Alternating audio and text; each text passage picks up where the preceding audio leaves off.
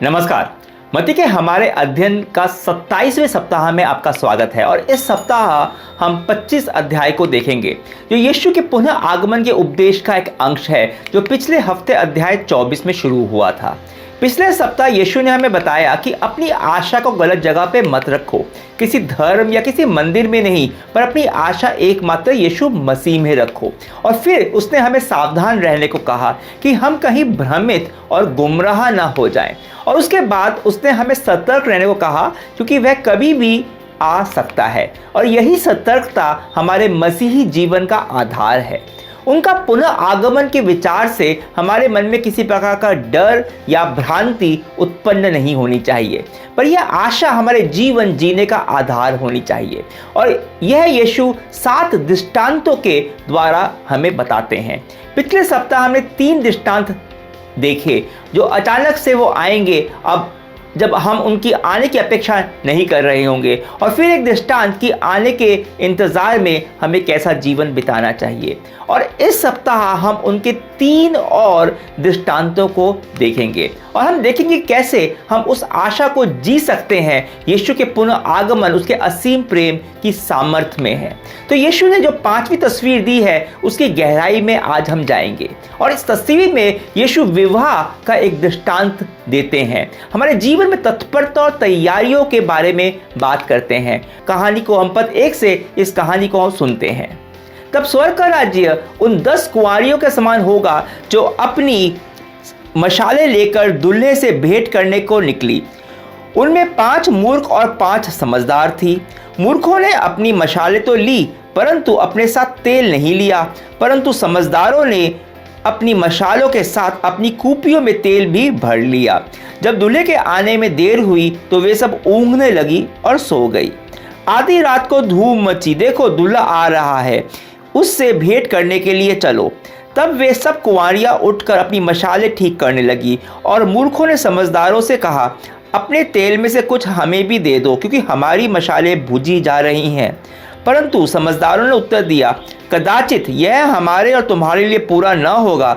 भला तो यह है कि तुम बेचने वालों के पास जाकर अपने लिए मोल ले लो।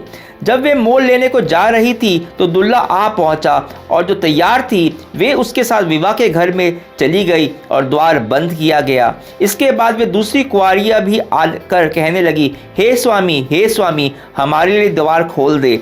उसने उत्तर दिया, मैं तुमसे सच कहता हूँ, मैं तुम्हें नहीं जानता। इसलिए जागते रहो क्योंकि तुम न उस दिन को जानते हो न उस घड़ी को। अब इस दृष्टांत को समझने के लिए हमें इजरायली शादी को समझना जरूरी होगा जो उस समय की परंपरा रहा करती थी। उन दिनों पहले मंगनी हो जाया करती थी और उसके बाद लड़के का काम होता था कि वह अपने पिता के घर में आने वाली दुल्हन के लिए कमरा बनाए और उसे सजाए। और जब वह काम वह पूरा कर लेता था या काम पूरा होने वाला होता था तब विवाह की तैयारियां शुरू हो जाती थी। पर दूल्हा ठीक किस समय आएगा यह किसी को भी पता नहीं होता था, एकमात्र दूल्हे के पिता को छोड़कर। और दूल्हे का पिता अचानक से एक रात को भी उठकर बोल सकता था कि चलो बहू को घर ले आएं। आज जैसा नहीं था, जैसा कि आज हम एक तिथि ठीक कर लेते हैं, तारीख ठीक कर लेते हैं, सारी तैयारी कर लेते हैं। और मैंने उत्तर भारत में देखा है कि बारात जानबूझकर देर से आती है और दुल्हन और उसकी सहेलियां और तमाम लड़की के परिवार पूरी तैयारी के साथ दूल्हे का और बारात का इंतजार करते हैं और बारात बैंड बाजे के साथ अचानक से आ जाती है। अब यहाँ हम रस्म और परंपरा पर कोई टिप्पणी करने वाले नहीं हैं। मूल बात यह है कि दुल्हन और उसकी सखियों को हर समय तैयार रहना होता था क्योंकि यह नहीं पता था कि दूल्हा कब आ जाएगा और वो अक्सर रात को ही आते थे सरप्राइज देने के लिए शायद से। और अगर रात को आते थे तो दुल्हन की सहेलियों को मशाल तैयार रखनी पड़ती थी। और जब विवाह की रस्म आरंभ होती थी तो कमरे में कोई भी प्रवेश नहीं कर सकता था। और इसी बात का उदाहरण देते हुए यीशु बता रहे हैं जब उन्होंने कहा था कि उनके वापस आने का समय केवल पिता को पता है, तभी वह इसी विवाह के परंपरा की बात कर रहे थे। अब इस दृष्टांत में 10 कुंवारियां हैं जो शायद दुल्हन की सहेलियां रही होंगी। उनको खबर लग चुकी थी कि दूल्हा आने वाला है और वो 10 के 10 दूल्हे के आगमन के लिए तैयारी कर रही थी, उनके लिए मशाल तैयार थी। अब यह उन विश्वासियों की तस्वीर है जो यीशु के जीवन को ग्रहण करते हैं, सुसमाचार से, उसकी आशा से उत्साहित होते हैं, उसके आगमन की प्रतीक्षा करते हैं, जीवन में सतर्कता और सावधानी लाते हैं और उनके जीवन में बदलाव आते हैं। वो तैयार होते हैं यीशु की प्रतीक्षा में, वो कभी भी आ सकता है और वो इंतज़ार करना शुरू करते हैं। परंतु इस दृष्टांत का मूल शिक्षा तैयारी और सतर्कता नहीं है, पर यह है कि आपको लंबे समय के लिए तैयार रहना है और लंबे समय के इंतज़ार में, प्रतीक्षा में आपको हर समय सतर्क रहना है। मूर्ख कुंवारियों उनको दर्शाती हैं जो विश्वासी तो हैं, वो सतर्क भी होते हैं, तैयार भी होते हैं, पर उनको तैयारी में एक कमी होती है, वो लंबे समय के लिए इंतज़ार के लिए तैयार नहीं होते। बुद्धिमान कुंवारियाँ लंबे समय के इंतजार के लिए तैयार थी, उनके पास मशालों के लिए अतिरिक्त तेल भी था जो मूर्ख कुंवारियों के पास नहीं था। जैसा मैंने कहा कि शुरू में तो यीशु को ग्रहण करने के बाद विश्वासी उत्साह में आते हैं, इस संसार से हटकर उनके व्यवहार में, उनके चाल चलन में एक परिवर्तन आता है, पर जब समय जाता है तब उनका उत्साह धीरे धीरे से ठंडा पड़ जाता है। हमारे देश की संस्कृति से जोड़े तो बाराती आने से पहले दुल्हन की सारी सहेलियां सज धज कर तैयार रहती हैं, पर उनमें से कुछ इंतज़ार करते करते थक जाती हैं और वो सोचती हैं कि जब आएगा उस समय हम ये श्रृंगार उतार लेंगे, श्रृंगार वापस कर लेंगे, और वो अपने श्रृंगार उतार देती हैं। वो साधारण कपड़े पहन लेती हैं जो शायद उन्हें आरामदायक लगते हैं, पर अचानक से बारात आती है। उस समय नहीं होता कि वो वापस से श्रृंगार करे और वो दूल्हे का स्वागत करने से चूक जाती हैं। यही उन मूर्ख कुंवारियों के साथ भी हुआ। कई विश्वासी लंबे इंतजार की तैयारी में नहीं होते और जब देखते हैं कि यीशु अभी नहीं आ रहे हैं, न जाने कब आएंगे, तो सतर्कता को बाजू में रखकर वो लोग वापस से इस दुनिया के आरामदायक तरीकों में लौट जाते हैं। इस दुनिया की मानसिकता, इस दुनिया का रवैया, इस दुनिया का चाल चलन। पर यीशु कहते हैं कि जब वो आएंगे तो अपने विश्वासियों को इकट्ठा करेंगे और उस समय जो तैयार नहीं है,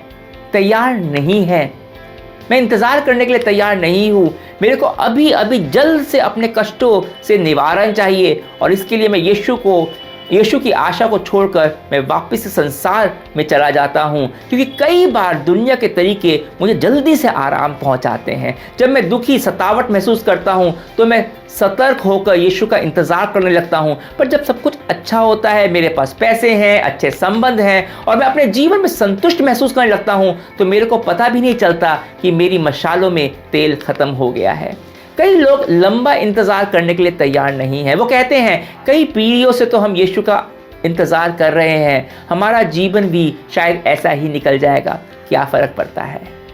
फ़र्क तो पड़ता है।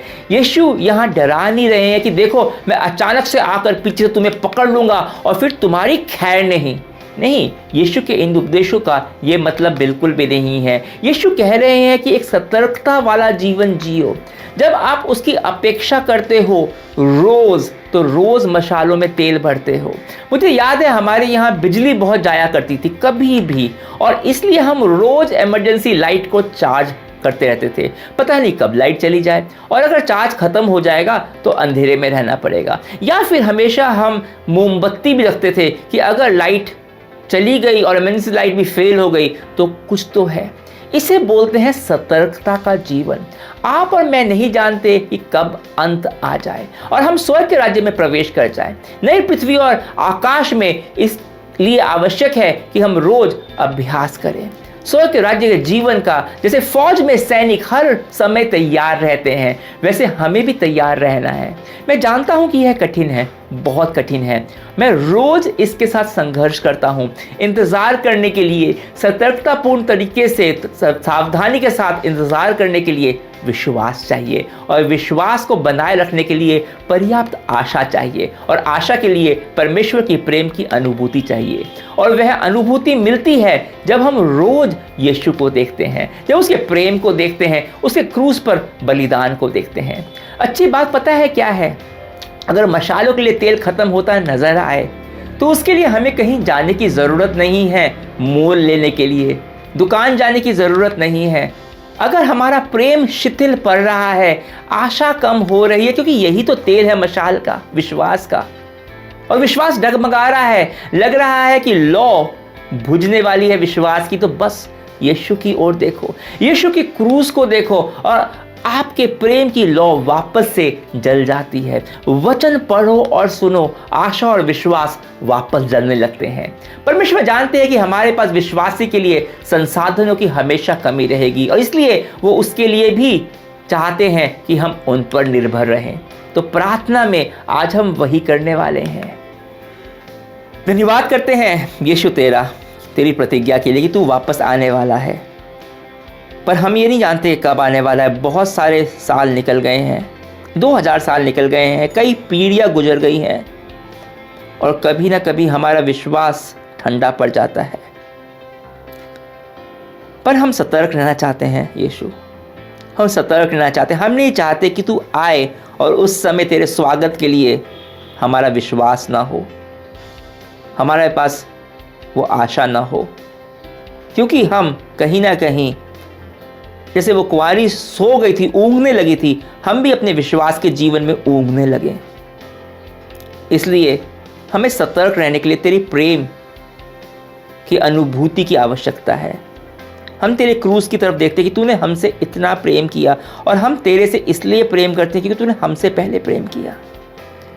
तू वापस आ रहा है जब सब कुछ बदलने वाला है और हमें इकट्ठा करेगा। हम परमेश्वर के साथ रहेंगे हमेशा हमेशा के लिए, ये हमारी आशा है और यही हमारे विश्वास की वो लौ है।